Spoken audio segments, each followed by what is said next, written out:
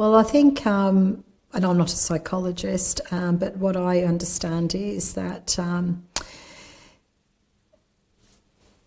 violence is behaviour and it's about power and control, and it is always a choice. And unfortunately, sometimes your violence has to increase as your victim becomes more desensitised. So this anger is an emotion, and it's actually a reasonable emotion on many occasions. But if it turns into violent behaviour, that's where it becomes about power and control. And so I think that we're often very confused about who is angry and who's being violent. And I think that when we look at the different forms of violence, often they start very subtly, and it can be just put down language and disrespectful comments to greater insults. And as you become desensitised, there is no other choice but to increase that violence. And so what may have started as verbal violence will likely continue into other forms like sexual violence, which we don't talk about a lot, but it would be very rare for somebody to only experience one form of violence. Most don't leave bruises. Most don't leave bruises, and they're hard to understand, hard to see, and hard to prove. And when we look at financial abuse as an example, where people are deliberately put in positions where they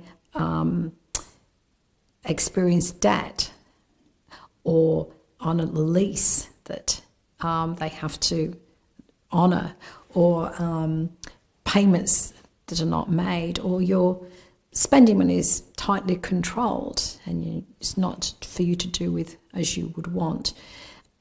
So these are all elements of control, and I think that once you start to feel controlled, it gives you a feeling of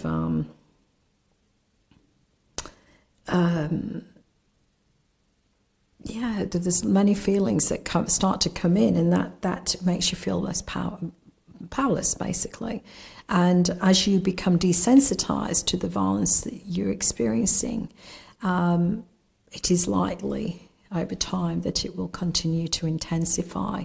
And for some people it takes different forms, but not everybody. And certainly in my situation, I never really experienced what I would have described as really significant, high violence, or being which would have been measured by my thoughts as physical. I wasn't put in hospital, I wasn't beaten up. So for me, I didn't really feel that I was experiencing violence in its most extreme form. And I know a lot of the other fatalities, not just Luke's, where there was never any physical violence, an extreme physical violence. So I think we've got to really be mindful that all violence can be fatal, and all violence is unacceptable, and there's none more acceptable than others. And we still have a long way to go as a society before we realise that. And we do really need to be able to recognise and call it out and name it for what it is. It's a question that I think everyone thinks is a good question, but for a woman who has been in a very violent relationship, it's probably one of the most insulting questions.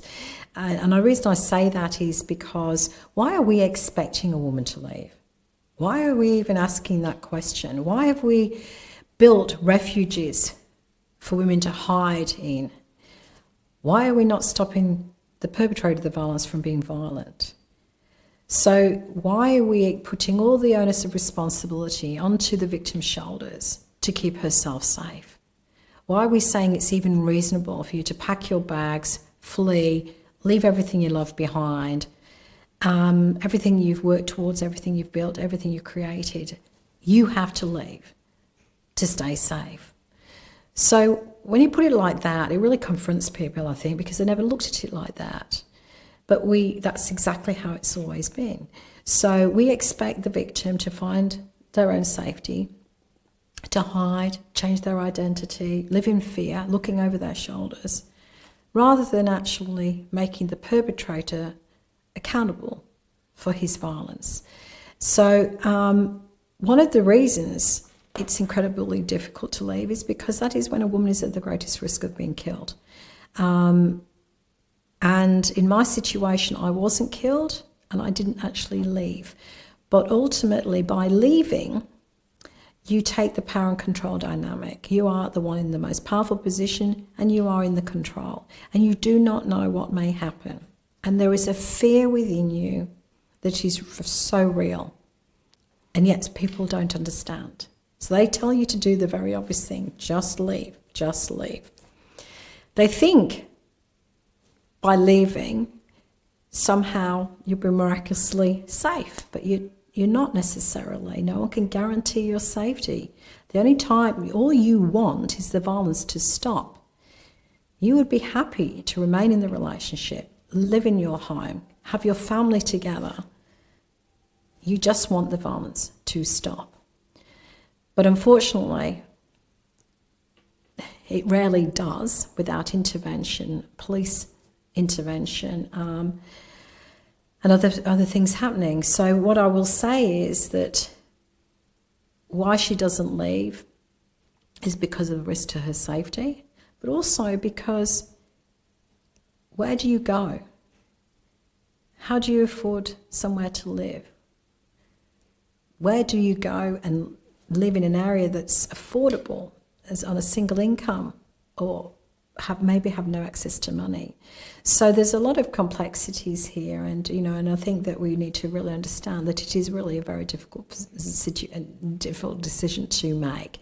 And you also need to look at doing it safely, so that if you are afraid and you have reasons to be genuinely afraid, and you have spoken to a specialised organisation that will help you with that safety plan. But I think the biggest thing for me is, why are we asking that question, and why are we not spending more time discussing the perpetrator's choice of violence? Well, victim blaming is, I think, something that we all participate in, and we probably mostly don't realise that we do it. And I think it's just a common default way that we discuss family violence. And so when I mean with victim blaming, what we're really doing is blaming the victim for the situation that they are in. Why would she choose to live with somebody like that? Why did she marry him in the first place? She nags too much. She's not a nice person. She had it coming. It takes two to tango. Why was she pushing his buttons? There are so many comments we make that spring to mind that are all victim blaming, because there is never any excuse for violence, no matter who you are, what you say, how you act. Whether you're a nice person or not a nice person, there's no justification for using violence. And I think that that is a really strong thing to challenge people with, because deep, deep, deep down, we somehow think on certain occasions, in certain instances, it is okay. And it's just not. So victim blaming is about blaming the victim for the violence that they've experienced. Our friends do it, our families do it, and we don't realise, but by the language and the questions we use and the questions we ask, we are somehow inferring that if she had done something different, it wouldn't have been the way it turned out. And in my situation, a lot of people did say, when Luke was murdered, why did she let him see Luke? What she should have done something. And it was always about what I didn't do. And it's very clear to me, I couldn't have loved my son more. I couldn't have done anything different. This was a premeditated act. It was beyond my comprehension that anybody I would know would be capable of murder. And I did everything I thought I knew how to protect him, to love him, and to be his mum.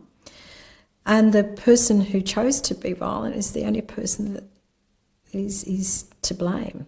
So I'm very clear on that. But I think that it's something that we need to have a lot of conversations about and really challenge ourselves and how we have asked certain questions or made certain comments. And, again, we are always saying, well, why would she walk out at night or put her headphones on or take that shortcut through the park? Why did she decide to go back to his hotel bedroom? Why did she wear a shorter skirt and a plunging neckline? We are so focused on blaming the victim. A woman should be able to be safe without considering her safety at any time, no matter what we wear, where we walk, or how we conduct ourselves. There should be never any reason for us to feel concerns for our safety, and yet we are brought up from our earliest memories of having concerns for our safety, and it's just absolutely intrinsically in us. Language can be really important, and I think that when we people who experience family violence, and we frequently called victims, doesn't mean that we're victimised to the point of, we're certainly experiencing violence and we are victims of violence, but it doesn't mean that we're not without strength, that we are not courageous, that we're not resilient. Women who are managing violence are incredibly strong. They have to be. They are incredibly resourceful. The degree of resilience that they have to find is beyond most people's comprehension. So we should never perceive that a woman who is a victim is choosing to stay because she's weak, because she's someone to be pitied. It's really the degree of choices that she's juggling every day, and often for the other people in her life. We do need to kind of consider that word victim carefully. I'm not sure of one that springs to mind for me. Sometimes people say survivor, a survivor, and I think that that's more accurate, but I still feel a survivor is someone that's just coming through it, just coming out of it. And, and then you might describe somebody as a thriver,